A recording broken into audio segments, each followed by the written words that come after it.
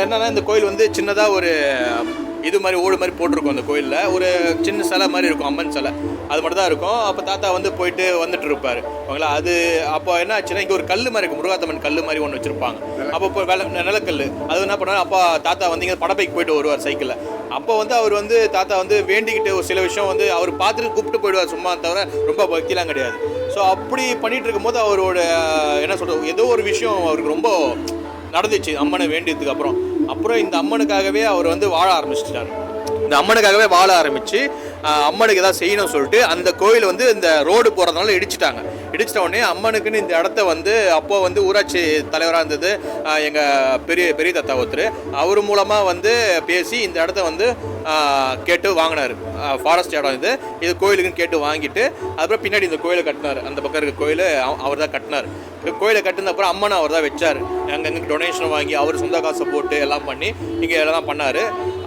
அதுதான் காரணம் ஆரம்பித்த போது. அவர் ஆரம்பித்து 20 வருஷத்துக்கு முன்னாடி இருக்கும். சாய்பாபா கோயில் ஆரம்பித்து 2016 தான்.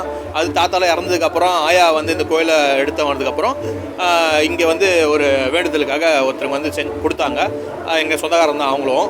கொடுத்ததுக்கப்புறம் அவங்க அதுக்கப்புறம் வந்து எங்கள் அப்பாவும் எங்கள் குடும்பம் எல்லாமே சேர்ந்து பார்த்துக்கிறாங்க அந்த கோயிலை, சாய்பாபா கோயிலை. நிறைய விஷயம் நல்லது நடந்திருக்கு. ஏன்னா சாய்பாபா சிலை வைக்கும் போது ஆக்சுவலாக 48 நாள் பூஜை பண்ணணும். அப்போ நான் ஆரம்பிக்கும் போது நான் தான் பூஜை பண்ண ஆரம்பித்தேன். அப்போ நான் மாலை போட்டுருந்தேன், பூஜை பண்ண ஆரம்பித்தேன். எனக்கு நல்லா தான் நடந்தது எல்லாமே. அதுக்கப்புறம் நான் கோயில் ஐயப்பன் கோயில் போகிறதுக்காக வேற ஒருத்தரை மாற்றி விட்டேன்.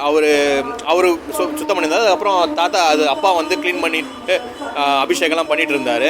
அப்படியே அன்னிலேருந்து அவரே ஸ்டார்ட் பண்ணிட்டார் எல்லாமே பண்ணுறதுக்கு. ரொம்ப பக்தி, என்னை விட அவர் தான் ரொம்ப அதிகம் பக்தி. எங்கள் அப்பா தான். இங்கே முருகாத்தம்மன் கோயில் ஆரம்பித்து கிட்டத்தட்ட 20 வருஷம் இருக்கும். அப்போ வந்து தாத்தா கட்டிட்டு ஒரு வருஷத்தில் அவர் தாத்தாவால் இறந்துட்டார்.